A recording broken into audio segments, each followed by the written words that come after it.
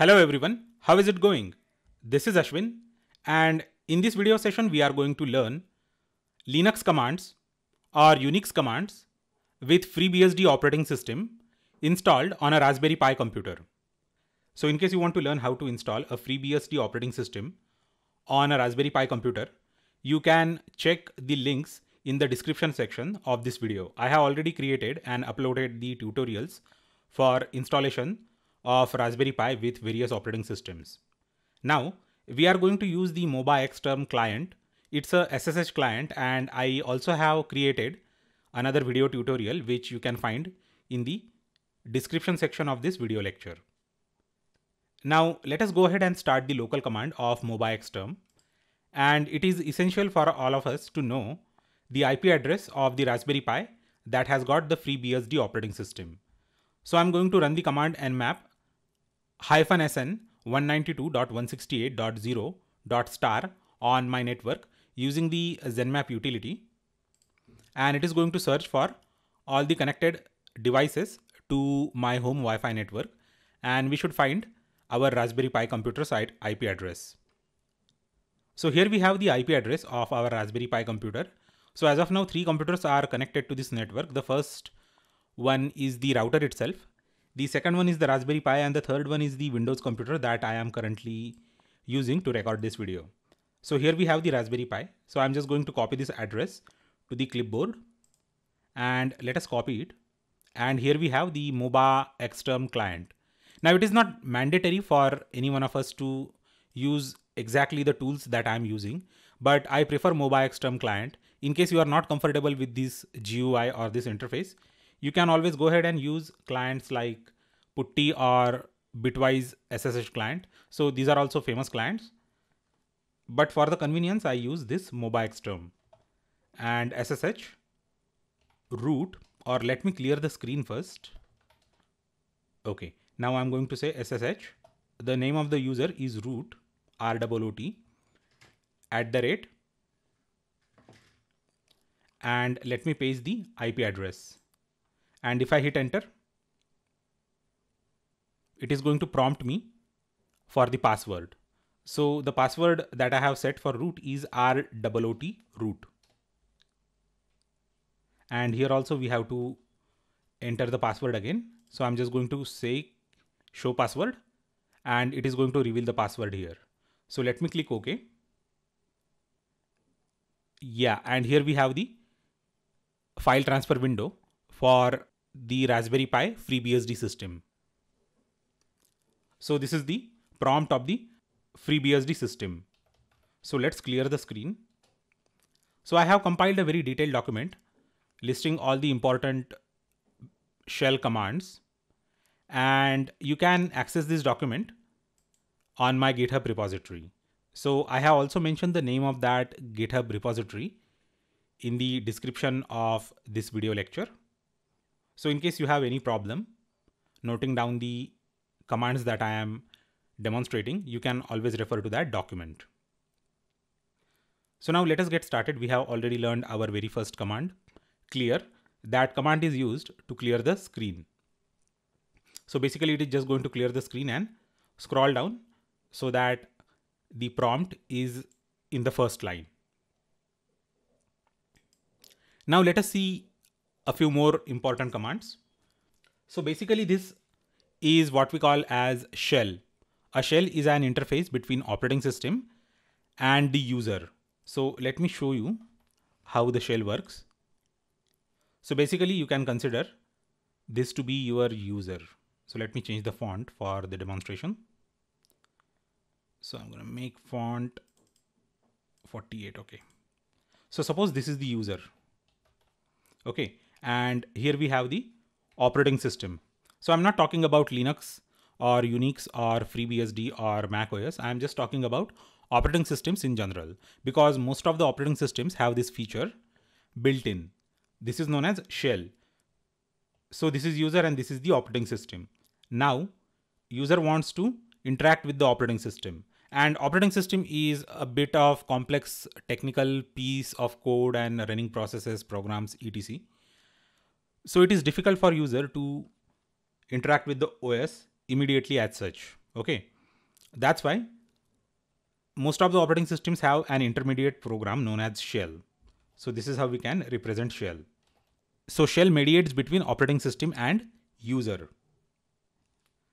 So there are roughly two types of shell. One is GUI shell.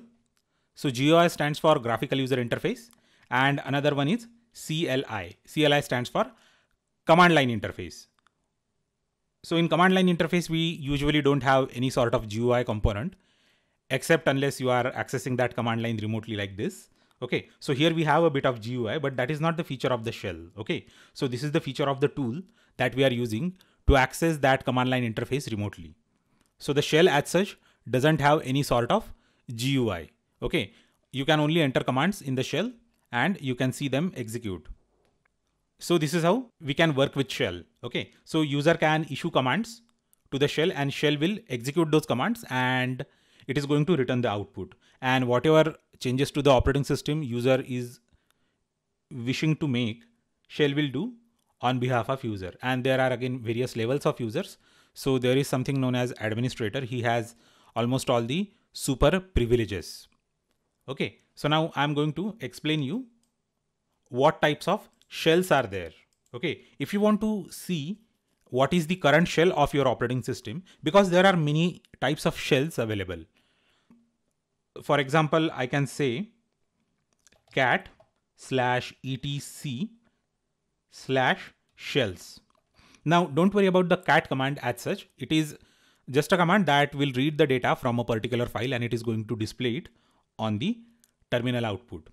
So this particular file /etc/shells has a list of all the installed shells on your system. So if I hit enter now, it is going to show me the list of all the installed shells. So this is the list of all the installed shells. So many of these shells are the shells that I have personally installed while preparing for recording of this video lecture. So I'm going to also tell you how to install those shells. So basically when we install FreeBSD, it comes with SH shell, it comes with TCSH, it also comes with CSH. So these three are the built-in shells in the FreeBSD, and rest of the shells are those that I have installed. So I'm going to tell you how those shells can be installed. You can see the difference because these shells are stored at this particular location /bin. So they come with the system, and this /user/local/bin is the place where user installed shells are stored. Okay, so all these 5 shells I have installed. And if you want to know the current shell of your system, you can just issue a command known as echo. So echo is a command that actually prints variables, strings and everything. So it is just like print statement in your programming languages like Python. So $sign and then SHELL. So make sure that this SHELL is in uppercase, and if I hit enter, it is going to tell me what is the current shell of the system. Okay, and let me show you the commands that installed various shells. So the first command is pkg install -y bash. So let me tell you what this command means. So pkg is nothing but the package manager of BSD systems, and install means we are asking it to install some software, and -y means basically this is like interactive software. Whenever you are going to hit enter, it is going to start the download and install process, and then it is going to prompt you if you want to continue. Then you have to press Y key on your keyboard and then hit enter. So if you don't want to go through that hassle, you just mention -y, then it is not going to prompt you. It will directly go ahead and download and install that stuff on your computer. Now, the final keyword is bash. So we are asking it to install the bash shell. Then let me hit enter and it is going to go ahead and install. So basically I have already installed this bash shell for the preparation of this video lecture. That is why it is not going to install anything. It is going to just tell you that the most recent versions of the packages are already installed, and it is going to terminate that process. And we can also install fish, that is an interactive shell And finally, we can also install ZSH. So I have already listed all these commands in the document that I was referring to, and the link to this document, which is stored in my GitHub repository, is available in the description section of this video lecture. So my throat is a bit dry. Let me go and fetch some water.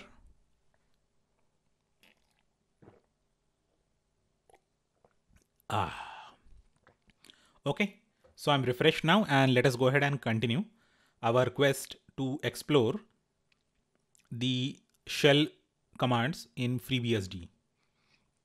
Now there is another shell known as Korn shell, and that shell seems to be unavailable with FreeBSD, and I have even manually tried to install it by saying KSH.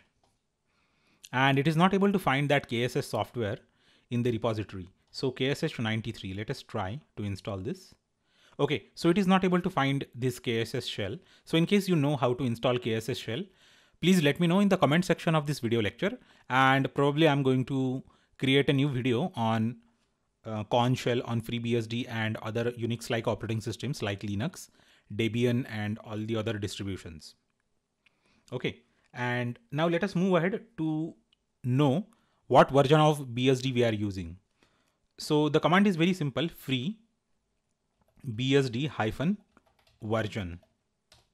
Okay, so this is the version of FreeBSD that we are using. So I'm just going to copy this command because this command is not noted in my document. So I'm going to note this command down. Also, you want to know the operating system, you can just say uname hyphen, or just say uname first, and it will show FreeBSD. And if you say uname hyphen a, it is going to tell you all the details about the operating system. So I'm also going to copy this command to the document because probably I haven't mentioned this command. So let us search uname. Okay, I guess we have mentioned this in the later part of the document. So by mistake, I have told you earlier than expected, but that is fine. I guess in the beginning itself, we are getting acquainted with how to find out the operating system and the version number and all the other details about the operating system. Now let us move on to the file system stuff. So as of now, this FreeBSD operating system is installed on a Raspberry Pi computer, as I have already told you, and it has got a micro SD card for storing the data and operating system. So basically every operating system has got the root directory. Okay, so root is like a root of a tree. So you can go to the root directory by typing in cd space and the slash thing. Okay, and if you hit enter, it is going to take you to the root directory. And every user has got a home directory, and that home directory is represented by this sign. And you can find actually the key to this sign besides the numerical key in the top part of your keyboard. So if you run this command, it is going to take you to the home directory of the current user. So the current user for this system is root, and we are also going to see the command how to find the current user of this system, but that is the later part of this lecture. And if you want to go to the earlier directory, you can just say cd and dot dot. So double dot means the earlier directory, and basically this cd command means change directory. So this way you can navigate to various directories. Okay, and if you want to see the current directory that we are in, you can just type in command pwd. Pwd stands for present working directory, and if you hit enter, it is going to tell you the path of the present working directory. So let us go to the home directory of this user and just type in pwd. So this is the present working directory of the user. Now, if you want to see everything visually, then that is also possible. So there is a command known as tree. Okay, so it is going to show you the entire file system in tree structure. So for that, you need to install that tree command. And we know that the utility to install anything is pkg utility. So it is the package manager for FreeBSD and other BSD operating systems. So now it is going to go ahead and install tree. Basically tree is also installed. So whatever installation instructions I'm going to show you, all those packages are installed. I am just actually showing them for your convenience. And I have already noted all those instructions for installation in the document that I referred to. And so the tree is installed. We are going to say tree, and it is going to show us everything in the manner of a tree. Okay, so this dot is the current directory. It represents the current directory. So if you type in cd dot, it means that stay in the same directory. If you say cd dot dot, it means that go to the earlier directory or the parent directory. And this symbol means the home directory. So let me clear the screen again and run the tree command again. So these are the currently existing files in the directory. And here we can see the dot symbol or the current directory symbol is at the root of the file system that we are referring to. So basically it is not the root, but this means that this tree command is using the current directory as the root directory, and then everything are its branches. Okay. So this is the tree command. So we can visually see everything using tree command in a tree-like fashion. Now we want to see a command that is going to list all the files in the current directory. So that command is ls. So if I type in ls, then it is going to show me the list of all the files. And this command accepts a lot of arguments. So let us see how we can show all the data in a very decorated manner. So if I say ls-l, it means that show me everything as a list. Okay. So this is the list of all the files. So let me just decrease the size of the characters in the screen and let me fire that command again. So it is showing everything to us as a list. Okay. So here all the files that have dot as the first character of the file name, they are all hidden files. So normally whenever you run the ls command, it doesn't show the hidden files, but since this is the root user, it is showing you the hidden files. And let us see the meaning of the columns. So here we can see the permissions for file. Okay. So we are going to have a separate discussion for the file systems and permissions. But the first column here in the ls command output is the permission, and it tells us whether that thing is a file or a directory. And the second column, I'm not quite sure. I don't remember actually that what is that. Seriously, I don't remember what it is. The third column is nothing but the name of the user. And the fourth column is, I guess, the name of the group. Fifth column is the size, I guess. And the next column is the date it was last modified. And the final column is the name of the file. So this is how we can get the detailed information about the files that we are using. In case you are not using any root level or admin level user, the command that you need to execute is ls-la. ls-la. So ls stands for all. Okay. ls-l. So here L stands for list and A stands for all. So it is going to show you the list of all the files, even including the hidden file. Now we are going to see some special tricks. So the first trick is that if the output of your ls command is more than single page, you should have the facility to scroll through the output. So for that, we are going to use a trick such as ls and pipe and more. So this one is the pipe symbol. Basically, it means that you are feeding the output of the first command to the second command as input. So this more command is going to paginate your output. And if I hit enter now, see, this is the output. So if you hit enter, it is going to scroll the page. And if you want to know the number of files in your current directory, that is also possible. So you can just say ls-l and pipe command and wc-l. So we are going to see the usage of wc command after some time. So wc basically means word count, and -l means it is going to count and return how many lines are there in that particular stream. So whenever this ls-l command is executed, pipe is going to redirect that output to wc-l, and it is going to count the number of lines in that output. And this way we can count the number of files and directories in the current directory. So the current directory has got 20 files and directories. So this is how the ls command works. Now ls command doesn't only show the files in the current directory, it can show files in any directory. So suppose if I want to see the files in the root directory without changing my current directory to the root directory, then that is also possible. We just need to mention ls-la and the name of that directory.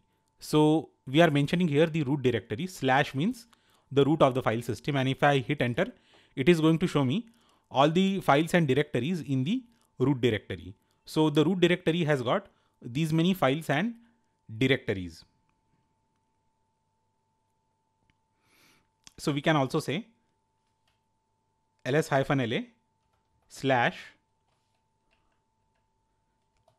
pipe wc-l. So this is going to return us the count of files present in the root directory. Now, if you are wondering where this pipe symbol is on your keyboard, it is just besides your enter command. Okay, so the root file or the root directory has got 25 files and directories. So this is all about the ls command.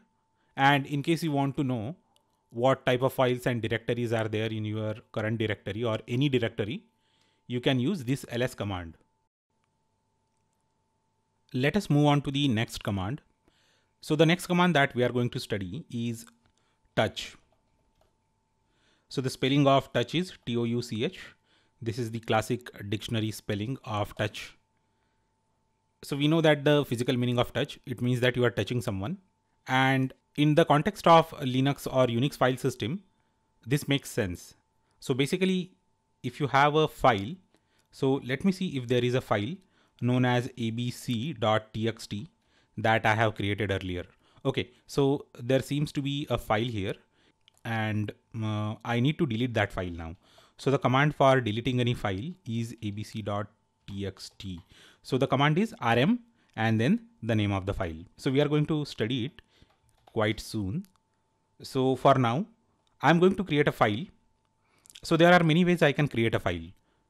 So I can open a text editor and create an empty file, or the other way is the command that we are discussing, that is touch abc.txt. So currently there is no abc.txt. Whatever abc.txt file was there earlier, we deleted it. Now if I hit enter, it is going to create that abc.txt file with the current timestamp. So ls-l abc.txt. So touch command creates an empty file, and if we run that same command again with the same file name, then it is going to change the timestamp of that file without modifying the contents of that file. So in many cases, we just need to update the timestamp of the current files. Then we can use this touch command. So as we can see here, at 6:20 AM, we created that abc.txt, and we can again run this command touch abc.txt, and it is just going to touch the file and update the timestamp. So here we can see that the timestamp of that file has been updated. So again, try to understand the working of the touch command.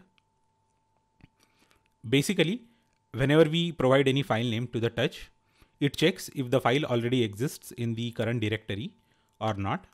If the file doesn't exist in the correct directory, it creates an empty file with the same name. And if the file already exists in the current directory, it just updates the timestamp of the last update date of that file.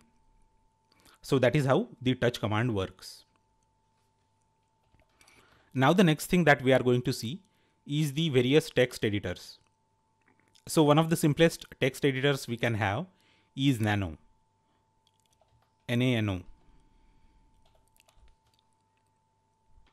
So Nano is a text editor, and if I hit enter now, it is going to take me to a text-based text editor known as Nano.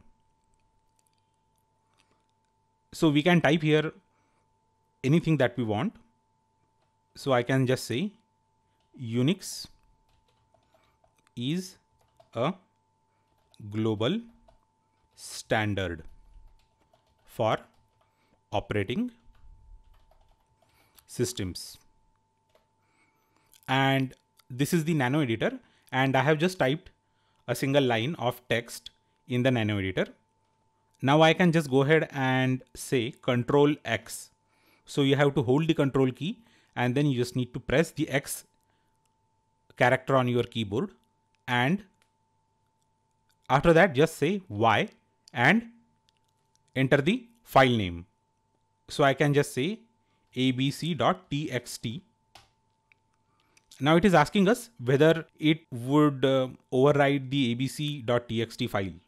So I'm just going to say Y, and it has overwritten the abc.txt file and it has exited. As you can see, we have regained the control of prompt. So I will just say clear. And if we want to see the contents of the file, I can just say cat abc.txt. So this cat command is going to show us the contents of the abc.txt. Unix is a global standard for operating systems. Now we can again say ls-l a abc.txt to see the more information about abc.txt file. See here, it is showing us the last update date. So at 6:23, we updated abc.txt. That is why it is showing us 6:23 as the last update date. Now, if I again say touch abc.txt, okay, so there are two abc files, abc.txt and abc.csv. So out of that, I am again going to touch abc.txt.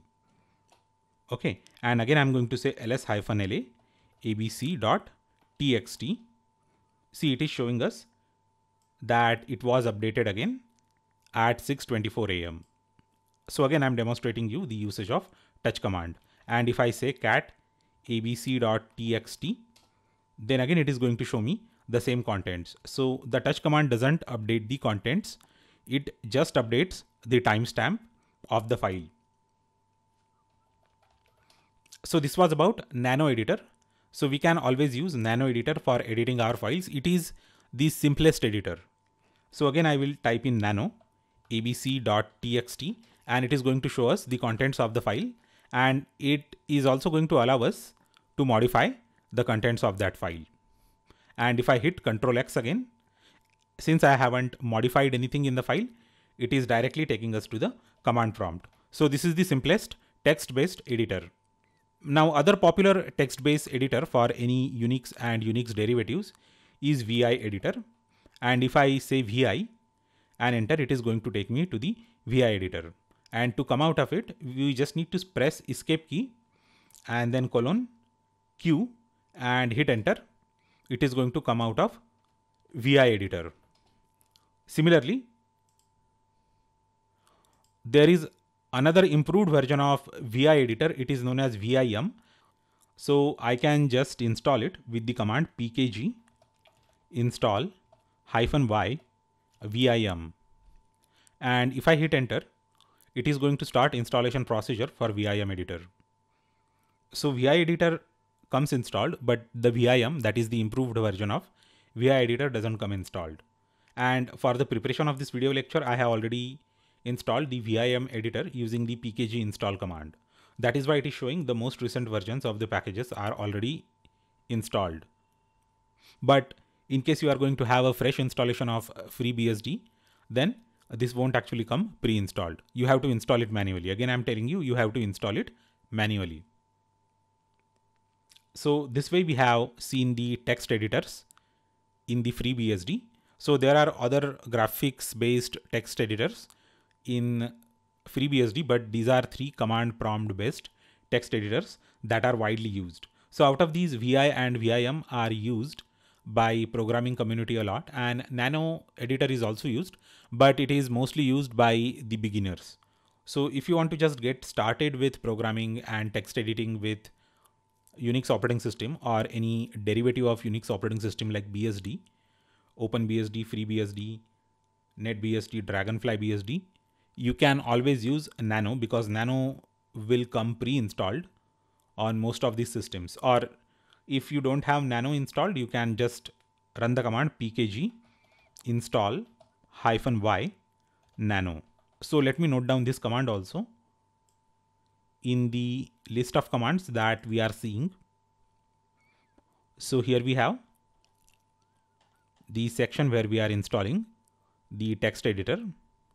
So for Nano, we are going to say pkg install -y nano. Now let us see directory related commands. So the current directory is pwd. It is going to show us the current directory, that is the root directory. Now, if I want to create a new directory within the current directory, I have to use the command make directory, and it is mkdir and testdir. So out of that, mkdir is the command and testdir is the name of the directory. So if I say ls-l a, then it is going to show me the testdir. So here we can see the testdir. So let me execute that command again. And if you want to see, then you can say lp. Yes. And the directories will have slash symbol as suffix. Okay. So here the testdir is a directory. That's why it is adding the slash symbol after the directory name. And if I say clear, it will clear the screen. Now I can always go to that particular directory by typing in the command cd testdir. So we will be using this directory name quite a few times. Now if I say pwd, this is test directory, cd dot dot. Then we will run the command tree. See here, it is showing us the new directory testdir.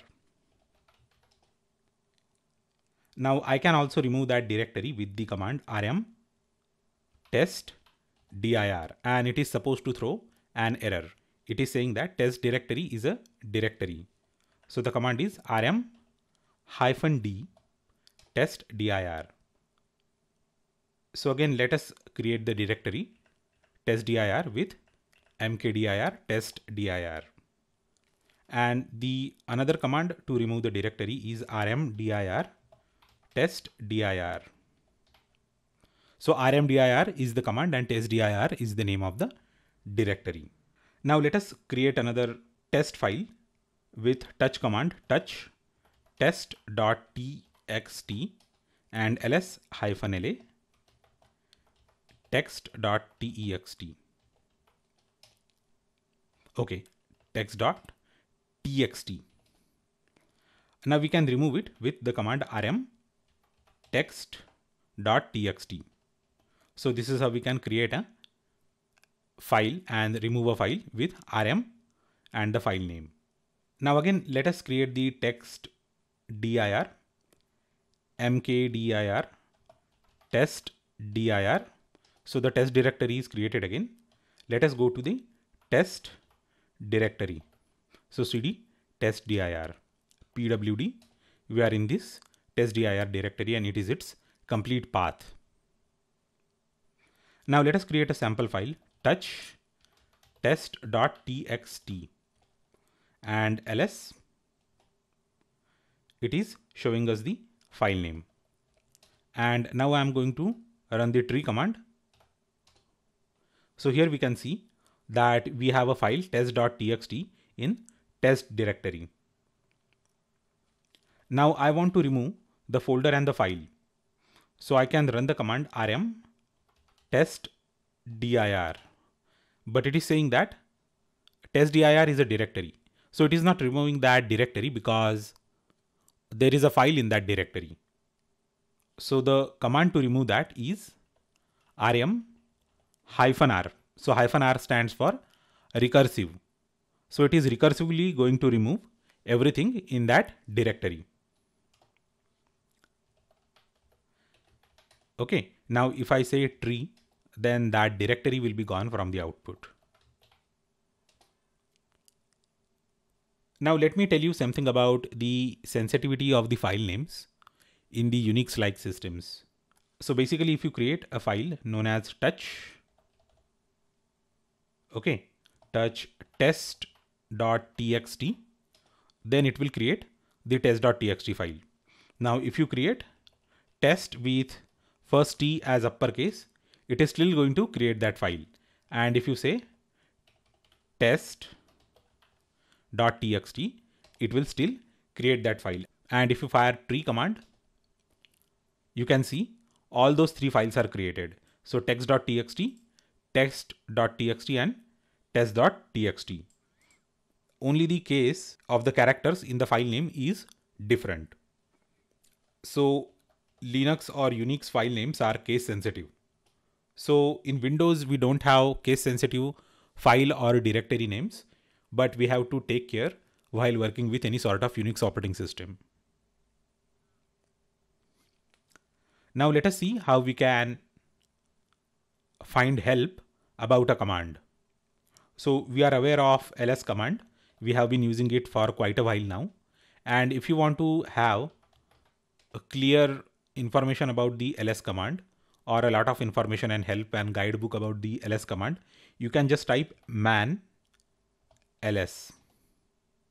So it is going to show you all the information and the options about the ls command.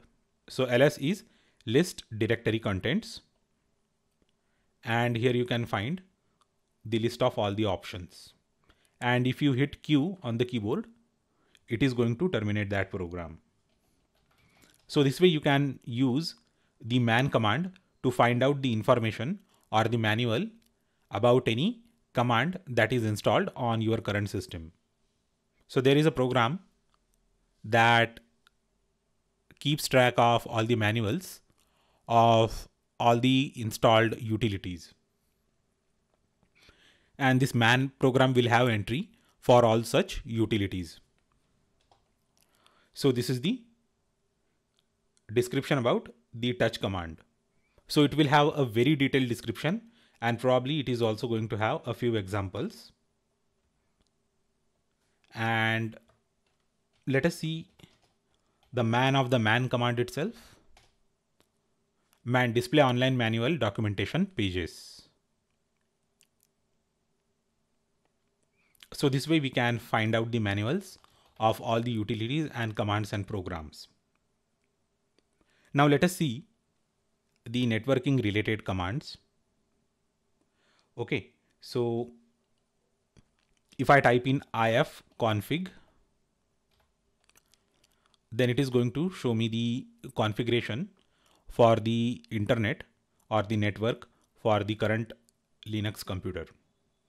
So this way I can also find out the IP address of the current system, and we can also find out how it is connected to the internet and the local network. So the current IP address of the system is 192.168.0.107, and it is the same IP address that the ZenMap utility reported. The broadcast IP address of the entire network is 192.168.0.255. Okay, so I'm just going to say clear now. And we are going to now see an important utility, and the name of that utility is wget. So we can install it with pkg install -y wget. So let me take a sip of water.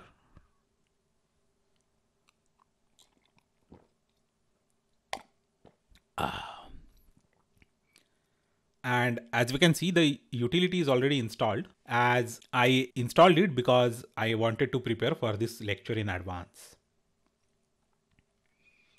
Now this wget utility is used to download the downloadable files from FTP or HTTP sites.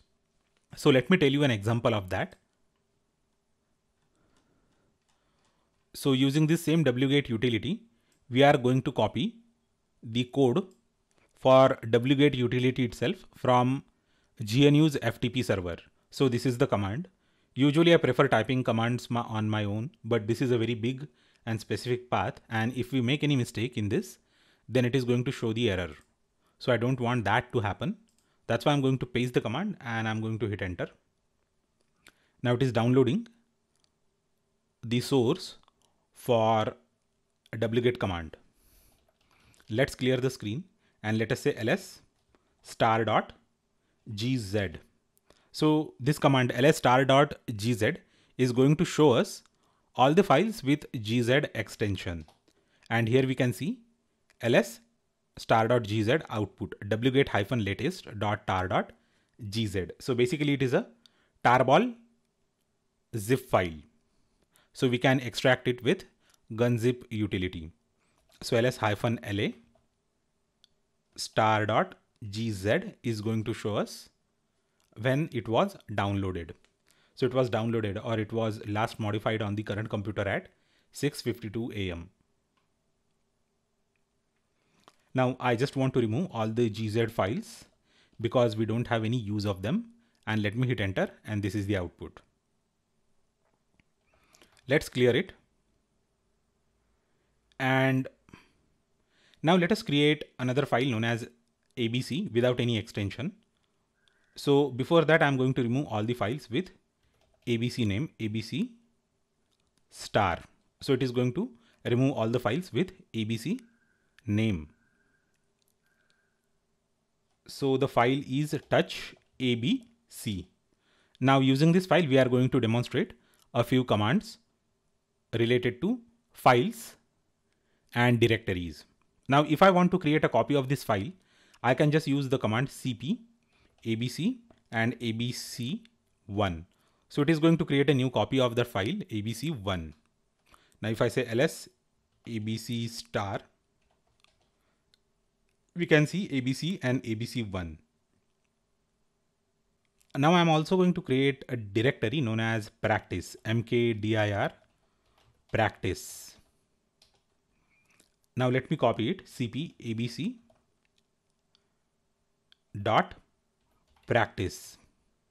Okay, now if I go to that directory practice, and if I say tree, it is showing me that a file known as abc exists. So let me go to the earlier directory and run the tree command, and here we can see the structure of practice directory. So the file abc that we created has got a copy in the directory practice. Now I can also remove the original file and create another copy with the command mv. So before that, ls-la. Okay, so let me say tree. So here we have the file abc1. So I want to remove this file and rename it. It means that basically I'm going to create another copy of this file and remove the original copy. So this is akin to renaming a file. So mv abc1 to abc2. Now again, if I try to see the contents of the same directory, then you can see that abc1 is gone, and in that place we have abc2. Okay, now let's clear this, and I'm going to say nano abc. And let us go to that content file, and from here I'm just going to copy. So we are here. Okay, so we have covered all the commands till this part, and because there is some data to be typed, I'm just copying it from this file. Otherwise, usually while demonstrating the commands, I prefer to type in everything unless there is too much to type. So I have copied this data into this file abc. So that data is, so George 10,034, Harry 30,056, Ashwin 90,098, and we have such 6 entries. So now I'm going to save this modified file, clear it. Let us see the contents of abc. So these are the contents of abc. Now I want to demonstrate you a few commands. You can see that there are 6 lines in this file. Now I can also see the first 5 lines by just typing in command head abc. Okay. or I guess this head command shows first 10 lines. So we can see that man head. Okay, so display first lines of a file. So it doesn't say how many lines it shows. Okay, so man head and head ABC. Okay, so it is going to show us first few lines in the file, and if I want to see specific number of lines, let's say 2, head -2 ABC. So it is showing us first 2 lines. Similarly, tail will show us last few lines of that file. So here we can see last few lines. Since this file doesn't have many lines, that is why head and tail outputs are same. But if you want to be very specific, you will see the difference. So it is now going to show us last 2 lines. Okay. Now there is another important Unix command known as cut. So this is cat, and the new command that we are going to learn is cut command. So basically, if you have data in any file stored in CSV format. So this one is CSV format. Many of you must have worked with the CSV format earlier. If you are working with some sort of programming job, then CSV format is one of the major formats that people use for storing the data. So earlier, when databases were not there, or there were systems with very limited programming and programmable capabilities, people used to use CSV files. So CSV stands for comma separated value. It means that the data fields are separated by commas. So here the first field is names, the second field is probably salaries, and the third field is ages. So it's not age because my name is Ashwin and I'm not 98 years old. So it may be some sort of parameter. Probably it is the parameter for competency. Higher this rating is, higher the competency is. This means that I am the most competent person here. Probably.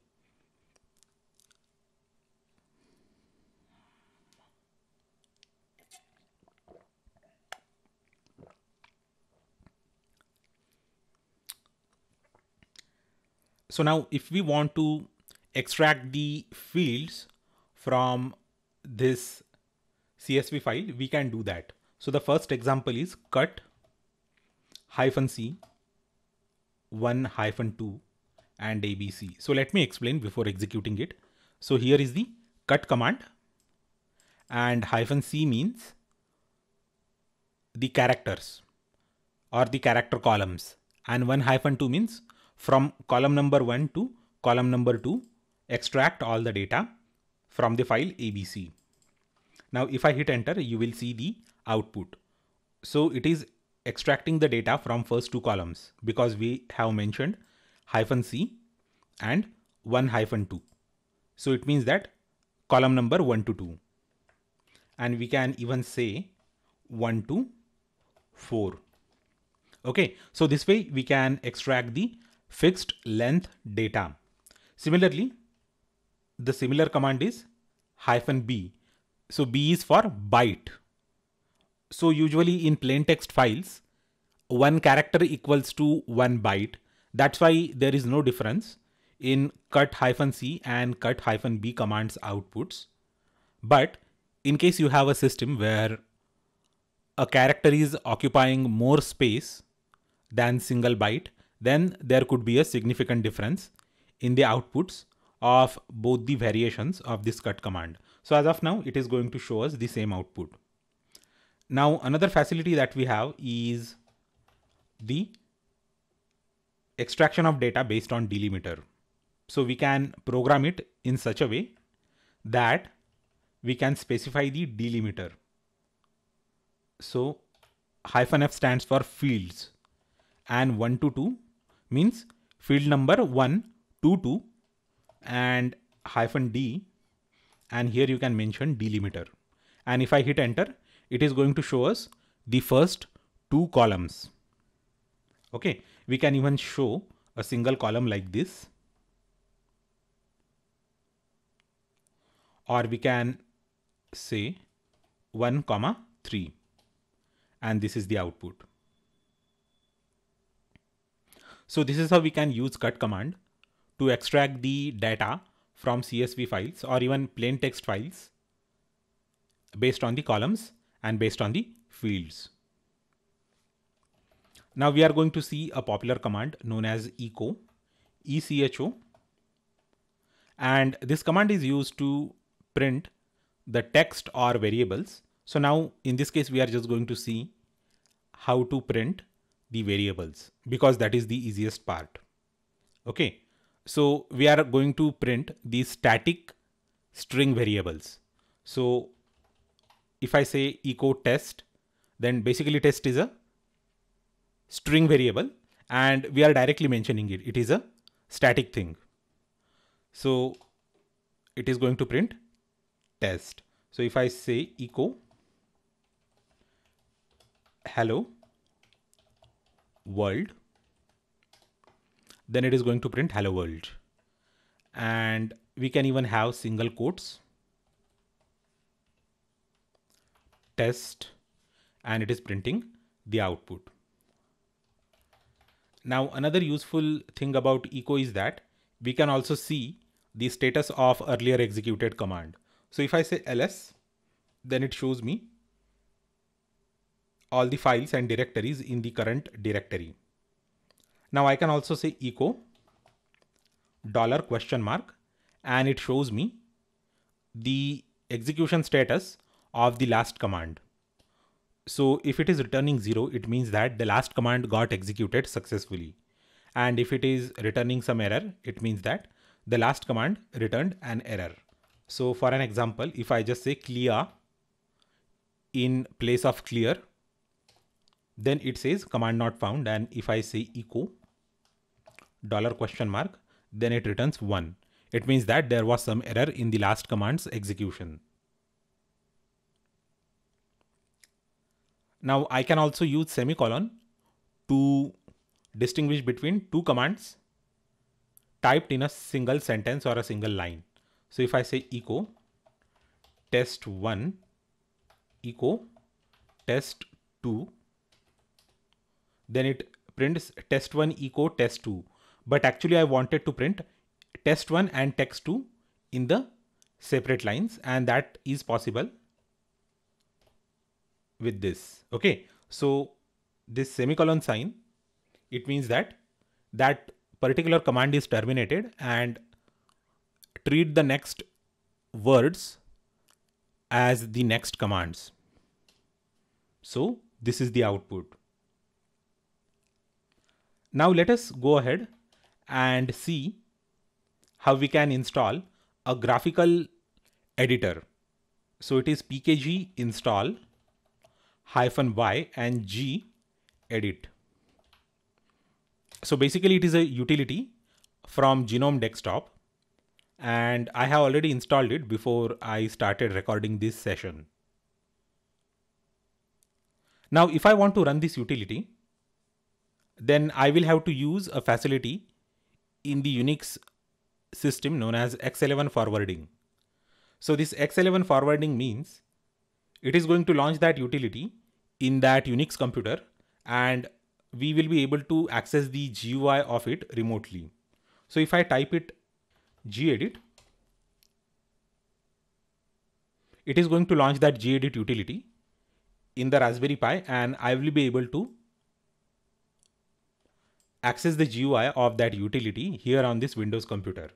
So basically for that we need to have enabled the X11 forwarding in the Unix system. So we can do that by modifying a few parameters in a special file known as sudo nano, and that file is etc/sshd config. So if you check out the video for setting up the FreeBSD on Raspberry Pi computer, you will find the detailed explanation for this. But in order to make you people comfortable with all this X11 forwarding business, I am explaining that thing again in this video. So here we have the setting where we are enabling the X11 forwarding. So where is that setting? Yeah. So here we have that setting. So just delete that hash symbol before X11 forwarding and change that no to yes and save that file, and it is going to enable the X11 forwarding and then type in the command sudo init 6. So this is the command for restarting your Linux or Unix system, and it is going to enable the X11 forwarding. Now on the client side, you need to have a utility known as X11 server, which is going to handle all the X11 GUI requests. And generally you will have to download and install a program known as Xming. But the beauty of this MobaXterm SSH client is that it has got a built-in X server utility like this. Okay. And here in the top right hand corner, you can see the symbol for that utility. Now I'm again going to run the gedit, but earlier when we ran the gedit, it blocked this entire command line interface. Now I'm going to invoke it, gedit and abc.csv. Okay, without actually blocking the command line interface. So for that, I need to provide the character ampersand in the command, and it is not going to block the command line interface. Now, if I hit enter, it is going to print the process ID of this gedit process running on Raspberry Pi. Okay. And if I click on the command prompt again, I can use that command prompt also. So it is not blocking the command prompt. And the trick is that we have to append it with ampersand character after giving the current command. So here we have a lot of files. So we have abc.csv and we also have abc. So I'm just going to go ahead and close this window. So cat abc. So I can just say gedit abc and ampersand. So it is going to open the graphical user based text editor known as gedit, and it is going to show us all the stuff that we have entered in abc file. So let me close this. Let me clear this. And now we are going to see the logical operators in the shell. So I can type in a command like echo abc ampersand ampersand, that is logical and echo xyz. So now let us enter and see the output. So it means that if the first command got executed successfully, then only execute the second command. Okay. And if I say fecho or only cho abc and echo xyz, then it is going to fail both the commands. So it won't fail actually second command as such. It is just not going to execute the second command. See, it says that command not found and it did not execute the second command at all. Okay. And I can say or. Okay. So pipe means or command. It is logical or. So if the first command is not executed, then execute the second command. Okay. Here in this case, the first command got executed. That's why it did not execute the second command. So in case there is any issue with the first command, it is going to show us the error message and then it is going to show us the output of the second command. See, command not found, and that's why it is executing the second command xyz. So now I hope that you have understood the difference between logical and logical or. So logical or will execute the second command only if the first command is successfully executed. And logical or is going to execute the second command only if first command fails. So this way we can join two commands. Now we can create very interesting small snippets of code using this sort of arrangement. So I can just type in a command rm file1. It means that remove file1 and echo success or echo fail. So it means that if rm file1 is successful, then print success, otherwise print fail. So if I hit enter, it says fail.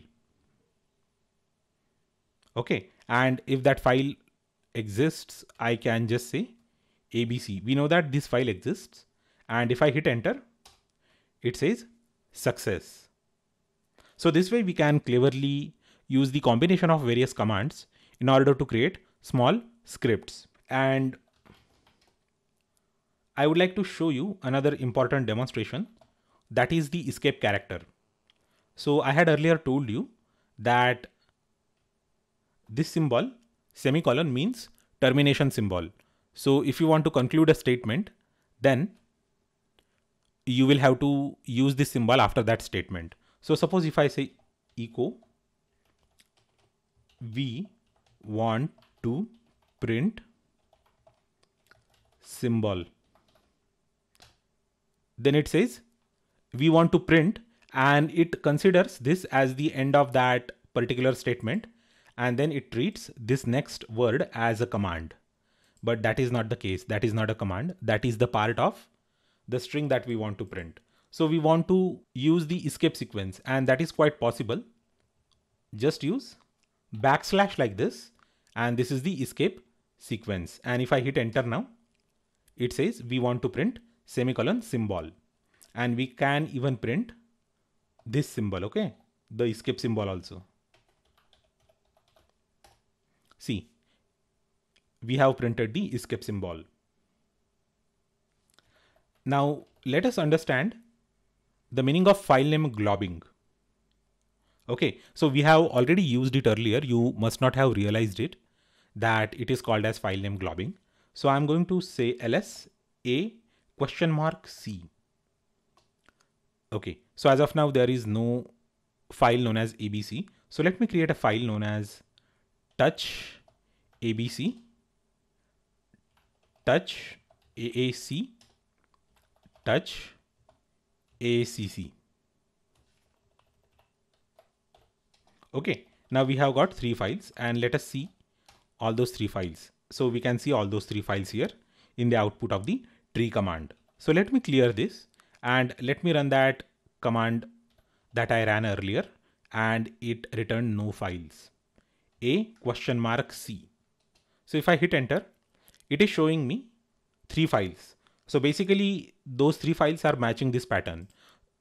So question mark means exactly 1 character.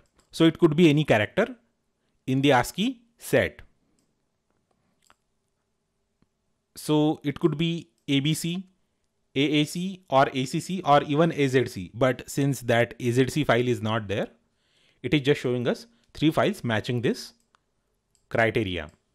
So I can also say ls a star. So it means that 0 or more characters.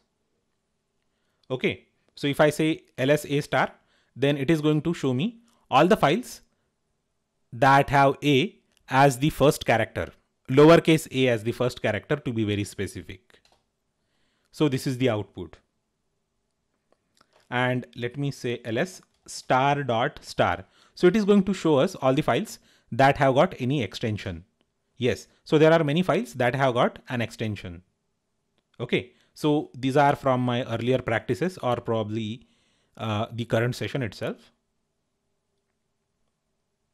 And if I want to see all the files with the txt extension, then that is also possible.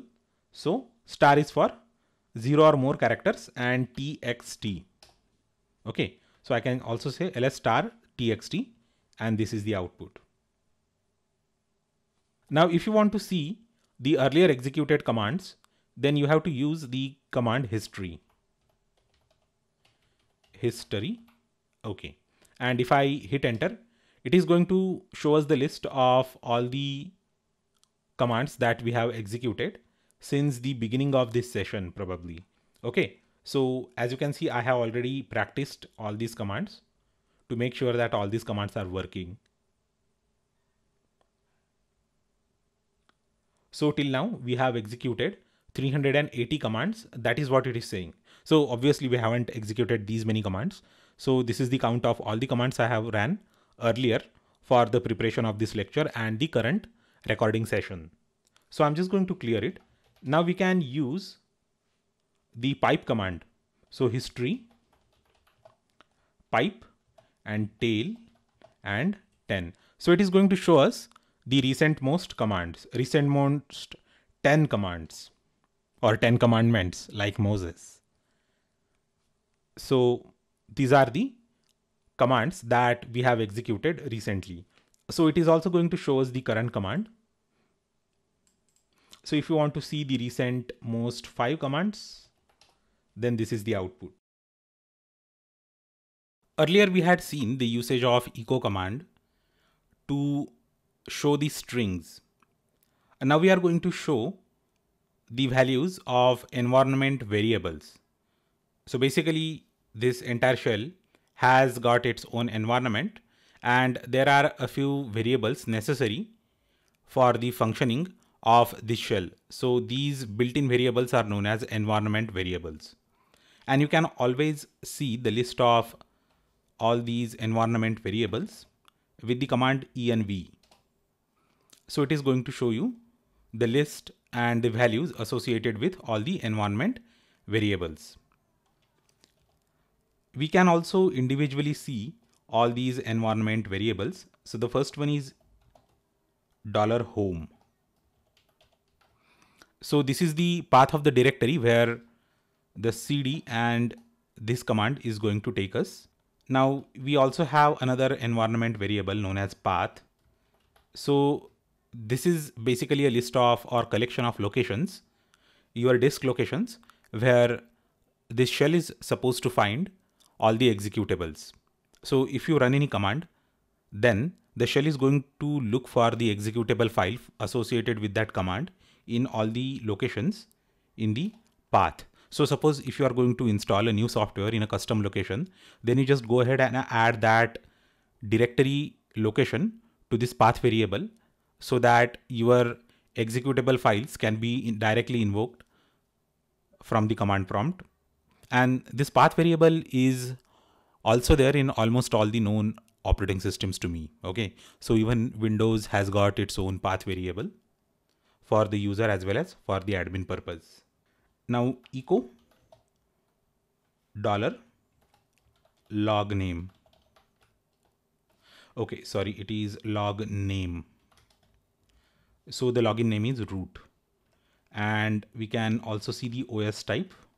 OS type, it should actually show us FreeBSD, and echo pwd, that is for present working directory. So when you run this command pwd, it actually reads the value of the present working directory from this environment variable. We can also see the uptime, that is the time since this entire system is up and running. So probably I started this system 1 day ago when I installed FreeBSD on this system. And we can also see the name of the current user with the command who. And sorry, this who command shows us all the users logged in at that particular moment. So if multiple users have logged in, then it is going to show us a list. And if you want to know which is your own user, then you can type in who am I. Okay, so who am I? Let me clear it. And we can also see how many users are logged in using the pipe operator. So wc-l. Okay, so as of now only one user has logged in. So this wc-l, we are actually going to see the usage of command wc very soon. So wc-l means count the number of lines in the input. So the output of that command who is fed as an input to this command wc. Now we can also check the details of the operating system with the command uname. And here we have FreeBSD uname-a. Okay, and let's clear this ps-ef. Now this ps-ef is going to return us the list of processes that is running. So the plain command is ps. So these are the processes that are currently running on this system. Okay, and if you want to see more details, so ps-ef. Okay, and also we can use ps-ag. So you can always use this man command and ps to understand the meaning of all the arguments that we are passing to this command. Okay, and clear. Now let us see a few utilities. So df-h is for showing the disk usage. So if I hit enter, it is going to show us the usage of disk. So let me clear it, df-h, and let me reduce the size of the character so that we can have everything in a proper way. Okay, still I need to reduce it further, clear, and df-h, and this is the output. So here we can see that we have a 16 GB of micro SD card, and it has been divided into various partitions. So this is the root file system, and 4.3 gigabytes of it has been used, and 8.9 gigabytes is available. So it has been filled up to 33% of the capacity. And here we have the boot partition that can be seen from Windows also. So we just need to insert our micro SD card to a micro SD card reader and connect that micro SD card reader to a Windows computer, and then it is going to show us this boot partition. So this is only true for the operating systems that are written on the micro SD card for any single board computers like Raspberry Pi. Now we can also see a list of all the USB devices connected to this computer, and for that there is a package known as USB utils. So we can install it with pkg install -y USB utils, and if I hit enter, it is going to install that package. But for the preparation of this video lecture, I have already installed this package, and the name of the command is ls-usb. So it is going to show us the list of all the USB devices connected to this computer. So this is the list of all the USB devices. So I guess I have attached a wireless mouse and a USB keyboard to this FreeBSD computer, which is a Raspberry Pi. Now, if you want to see the list of all the hardware attached, then the command is sysctl -a awk and hw dot / and if I hit enter, it will show me all the hardware. So this is the detail of all the hardware, and it is quite a lot. So you can actually go through it in your own time. There is another utility known as DMI decode, and we also have to install it. So let us say DMI decode, and I have already installed it just like other utilities. DMI decode is the command, and here we can see the information related to the processor.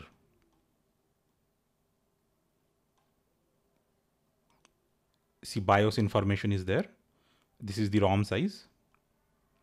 PCI is supported, BIOS is upgradable, and the system information is this: manufacturer Raspberry Pi, product name is Raspberry Pi. Since I have installed this FreeBSD on a Raspberry Pi, it shows us all these things.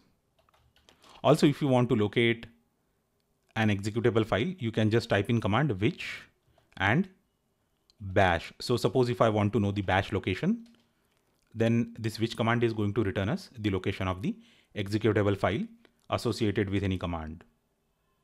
Now I'm going to create a file known as abc.csv, and we are going to have a look at a few more commands. So nano abc.csv, and I'm going to copy and paste the lines from this file, okay, because copying will usually take a lot of time. And Control X and save it, abc.txt, clear. Now cat abc.txt, So earlier I was talking about, oops, what's wrong? Okay, abc.csv. So earlier I was talking about the wc command. So wc stands for word count. So wc abc.csv, and it is going to show us the word count. So it has got 4 lines, 13 words and 71 characters, and we can see that information individually. wc -w abc.csv. This is number of words, number of characters and number of lines. Clear. Now we are also going to see that cut command again, just for the practice. Cut -c 2-5 abc.csv and cut -d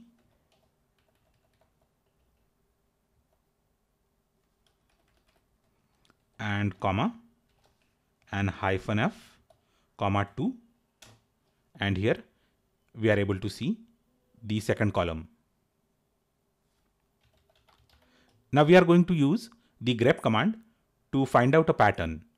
So suppose if I want to search for a particular pattern in a file, then I can use this command grep and then pattern ashwin abc.csv, and it is going to return me the line that contains Ashwin, which is my name. And we can also make it case insensitive, -i Asgard, and this is the output. So it actually returned Asgard, and A is uppercase here. Okay, it is capital, but here it did not regard the case.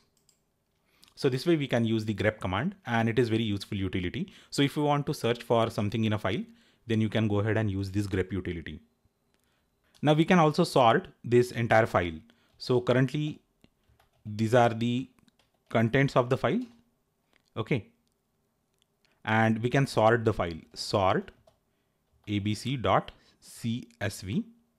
Okay. And it has been sorted. You can see the order of the entries is different. And we can also show the unique entries in the file. So as of now, all the entries in this file are unique. So I'm going to open it with Nano Editor, abc.csv. And I'm just going to copy the last line, and let's paste it here, Control X, and let me clear this thing. And I'm going to now use the unique command.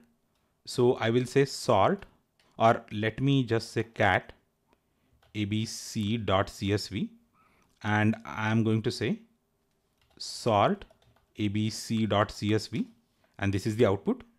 Okay, and let us feed it to that command unique, uniq, and as you can see, it is just returning us the unique entries. So I guess it hasn't modified the file as such.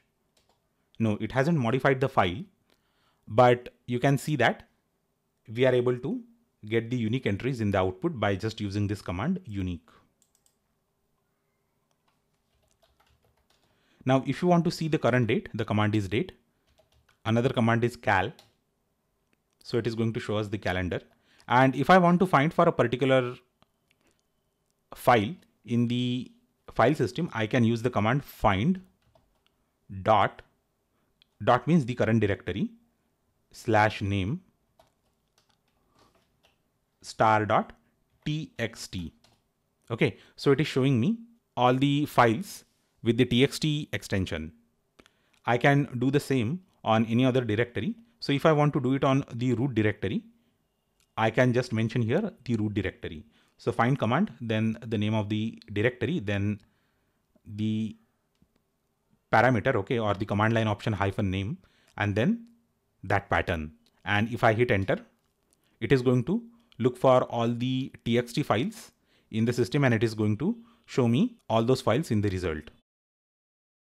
Now, if I want to see the top running processes, the command is top, and it comes pre-installed with FreeBSD. And if I hit enter, it is going to show us all the top running or the top memory and processor intensive processes. Okay, and let me say clear. And similarly, there is another useful command. It is known as htop and it doesn't come pre-installed. So pkg install -y htop. And I'm going to type htop. And this is the output of the htop. So here we can see the memory usage, the processor usage, and how many tasks are running, how many threads are there, what is the load average, and what is the uptime. So this is very useful command, and I guess if I reduce the size of characters, I'll be able to see it more properly. Let us learn the Unix streams. So basically there are 3 streams. The first one is stdin, second one is stdout, and the third one is stderror. So the current shell, which is echo $shell, okay, it is the CSH. So I have been able to get stdin and stdout working on this current shell, and I am not actually able to work with all the streams. I don't know the reason. Mostly I work with the bash shell. So stdin, stdout, and stderror, these streams work with the bash shell very well. But anyway, we are going to have a look at how we can make these things work with the CSH or the C shell. So suppose if I want to see the contents of a file, I can say cat abc.csv, and this is the output. Now using the input stream, I can also run this command as abc.csv. Okay, so this symbol means the input stream or stdin or standard input. Now similarly, we can actually create a file known as output.log. Okay, let's see if that file is there. Okay, I guess there is some data in that file. So let me go ahead and remove that file, rm output.log. Okay, now that file isn't there.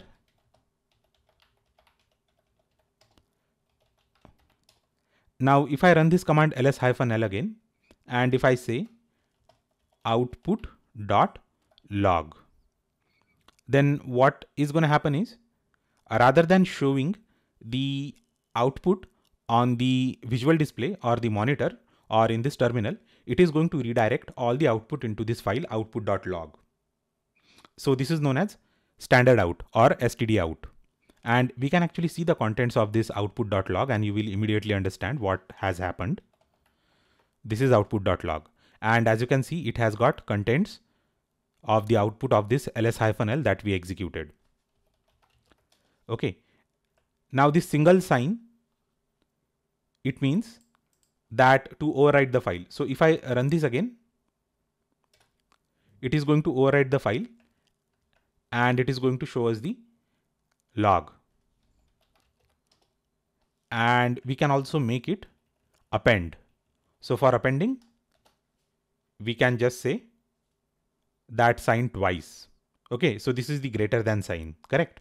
And if I hit enter, and if I again say cat, as you can see, we can find actually all these entries twice, because this is the entry for the first execution from this string total, and this total 4992, this is the entry for the second execution.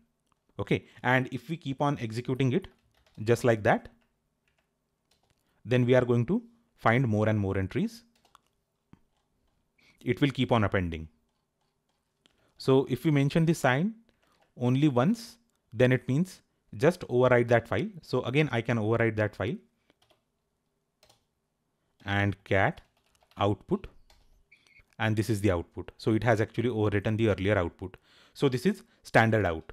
And I haven't been able to get the standard error working on it, but I will tell you about the associated concept. Okay, so suppose if any one of your command is going to produce some sort of error related output, then we can actually directly send it to something known as a black hole. Okay, so /dev/null directory will be there. Okay, so ls-l and /dev/null. It means that all the output went to the black hole, and we know about the physical properties of the black hole in the real world, that whatever goes into the black hole, it never comes out. So all that information has disappeared forever. So ls-l output disappeared. It did not go to the monitor. It did not go to any file. It did not go to this terminal. It just disappeared. So this way you can make some output disappear if it is not desired. So this thing actually works very well with the standard error, but as I told you already, I couldn't actually get it working because I'm not actually much comfortable with this C shell. But anyway, most of the commands are common between bash, C shell and Korn shell and all the other shells. Okay, and let us see last command, clear, and kill 0. So this is going to kill all the other running processes except the shell process. Okay, so if I say ps, then you can see that all the other processes have disappeared. So we can actually launch a few processes in background. For example, I can just say gedit and ampersand, and this is the ID of that process, and it is going to launch it in a X window terminal, X11 forwarding. Now our command prompt is also accessible, and this is the process ID. Okay, 16,902, and I can kill that with kill -9 and 16,902. And as you can see, that X window has disappeared. So I'm also going to copy this and paste it here. So this is how we can use kill command. Now we have gone through a lot of commands, and now I'm going to conclude this video session. So this is my very first very long video session, and I would love to hear the feedback from all of my viewers. So basically in this video lecture, we have covered almost everything that I knew about the commands on FreeBSD system. So FreeBSD is again a Unix-like system. Basically, it is a kind of copy of Unix, but they haven't actually sought the Unix certification. For all the practical purposes, FreeBSD is same as Unix. So almost all the commands that you are going to run on this FreeBSD computer, whether it is a Raspberry Pi or whether it is an Intel processor computer or AMD processor, x86 architecture computer or x64 architecture computer, all these commands are going to run on any Linux computer as well as any Mac OS computer. So if you have any Mac OS system or any Linux system with Debian, Fedora, Ubuntu or Raspberry Pi OS, you can definitely go ahead and execute all these commands, and I can guarantee you that almost 90% of the commands will run without any problem. And if there are any system specific command for FreeBSD, they will not run because PKG is the package manager which is specific to BSD systems, and I don't know, I have never installed that package manager on any other system, but you can actually find similar or comparable package managers in other systems also. Okay, so I'm going to create the versions of this video lecture for Mac OS as well as Debian operating system and derivatives. So those lectures are also going to have the similar commands. So in case you want to not miss all the further lectures that I'm going to upload on my YouTube channel, I would humbly recommend you to please subscribe to my YouTube channel. You can always let me know your concerns and if you haven't understood anything in the comment section of this video, and you can actually find the URL to this file in the description section of this video. You will also find a lot of URLs to my other YouTube videos where I'm teaching other important things like Python programming, C, C++, multithreading, Java, shell scripting, and a lot of other stuff. So thanks a lot for watching my video lecture. Do let me know if you have any questions, queries, or comments about this video lecture. Thanks a lot once again, and I will see you next time.